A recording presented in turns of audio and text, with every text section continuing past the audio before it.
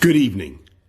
The coronavirus is the biggest threat this country has faced for decades, and this country is not alone. All over the world, we're seeing the devastating impact of this invisible killer. And so tonight, I want to update you on the latest steps we're taking to fight the disease and what you can do to help.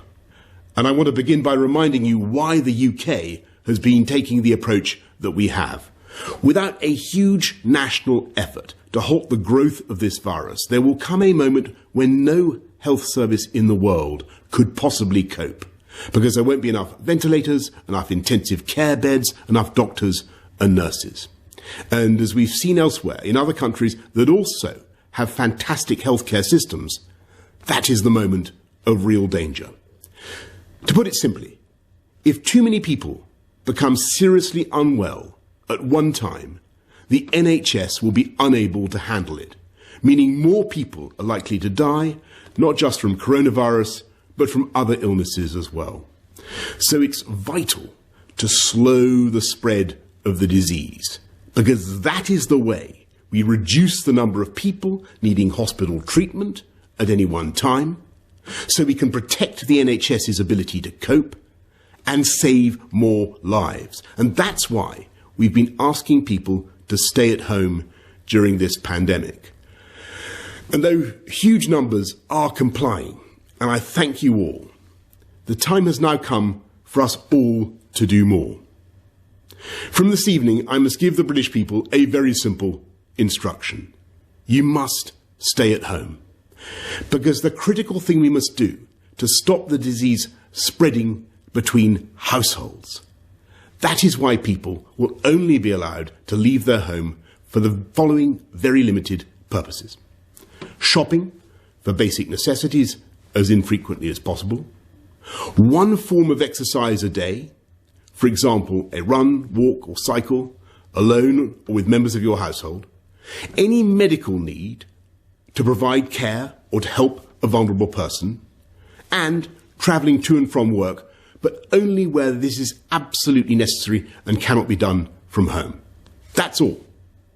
These are the only reasons you should leave your home. You should not be meeting friends. If your friends ask you to meet, you should say no.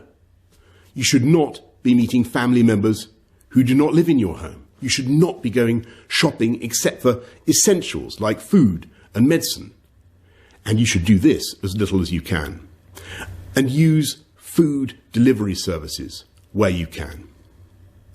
If you don't follow the rules, the police will have the powers to enforce them, including through fines and dispersing gatherings.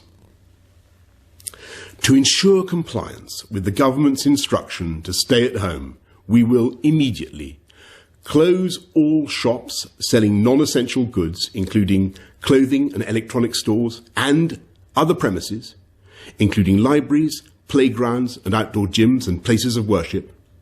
We'll stop all gatherings of more than 2 people in public, excluding people you live with. And we'll stop all social events, including weddings, baptisms and other ceremonies, but excluding funerals. Parks will remain open for exercise, but gatherings will be dispersed.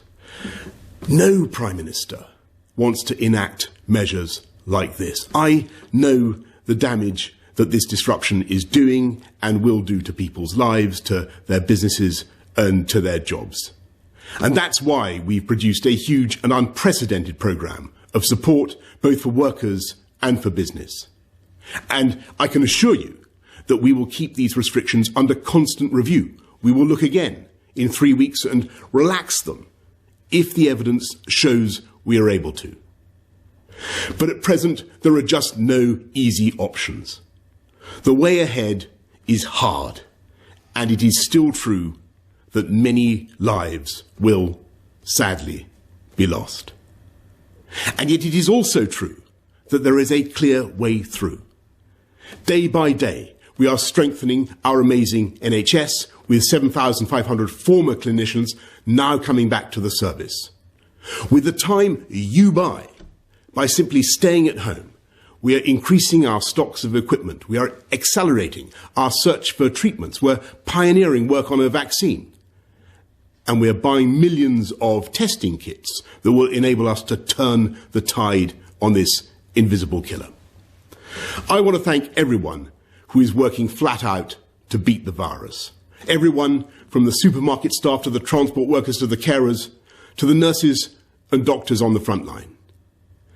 But in this fight, we can be in no doubt that each and every one of us is directly enlisted. Each and every one of us is now obliged to join together to halt the spread of this disease, to protect our NHS and to save many, many thousands of lives. And I know that as they have in the past, so many times, the people of this country will rise to that challenge and we will come through it stronger than ever. We will beat the coronavirus and we will beat it together. And therefore, I urge you at this moment of national emergency to stay at home, protect our NHS and save lives. Thank you.